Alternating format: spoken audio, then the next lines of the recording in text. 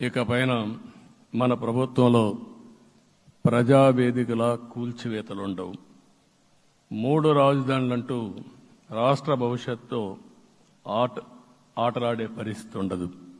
మన రాజధాని అమరావతి, అమరావతి రాజధాని. విశాఖపట్నం ఆర్థిక రాజధానిగా, ఒక ప్రత్యేకమైన సిటీగా, ఆధునికమైన నగరంగా తయారు చేసుకుందాం. దాన్ని ఎప్పుడు కూడా నేను కంబైన్డ్ ఆంధ్రప్రదేశ్ కూడా గుర్తుపెట్టుకున్నాను.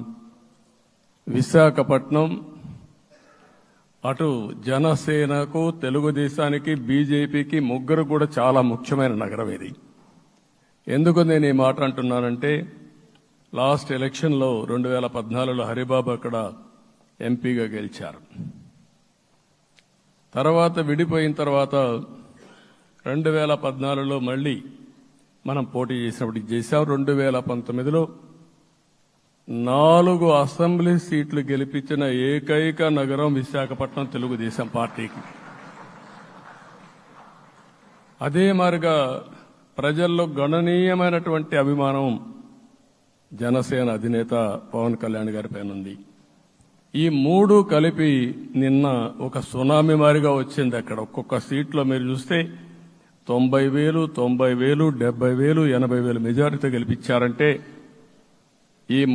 ఆనాటి ముఖ్యమంత్రి విశాఖపట్నాన్ని రాజధానిగా చేస్తాను, ఎన్నికలు అవుతానే అక్కడే ప్రమాణ స్వీకారం చేస్తానంటే నువ్వు రావద్దు అని ప్రజా తీర్పిచ్చిన రాజధాని నగరం విశాఖ నగరం.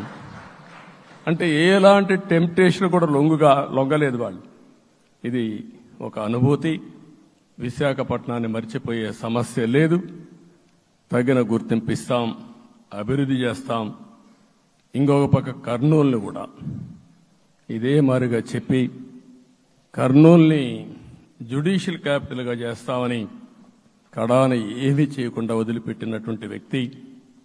ఈరోజు మీరు ఒక్కసారి గుర్తుపెట్టుకోవాల్సింది, నేను చాలా ఎన్నికలు చూశాను కానీ రాయలసీమలో 1 సైడ్ ఎన్నికలు జరిగాయి. బ్రహ్మాండంగా ఓట్లేశారు.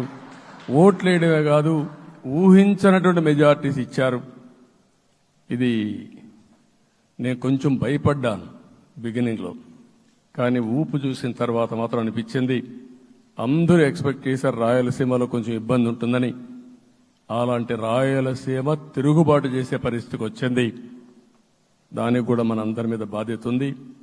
కర్నూలుని అన్ని విధాల అభివృద్ధి చేసే బాధ్యత Telugu Desam party, Janasena, BJP, NDA కూటమి తీసుకుంటామని కూడా హామీ ఇస్తున్నాను. ఈ 3 సిటీలే కాకుండా మొత్తం అన్ని జిల్లాల్ని సమభావంతో ఆలోచించి మనం ముందుకెళ్దాం.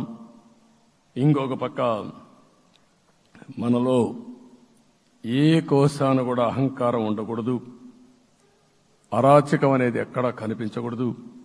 ఈ రాష్ట్రంలో అశాంతికి చోటు అనేది లేకుండా ముందుకు పోవాల్సిన అవసరం ఉంది. రాష్ట్ర ప్రజలందరికీ హామీ ఇస్తున్నా, సీఎం వస్తున్నాడంటే చెట్లు కొట్టేయడం, లేకపోతే రోడ్లు మూసేయడం,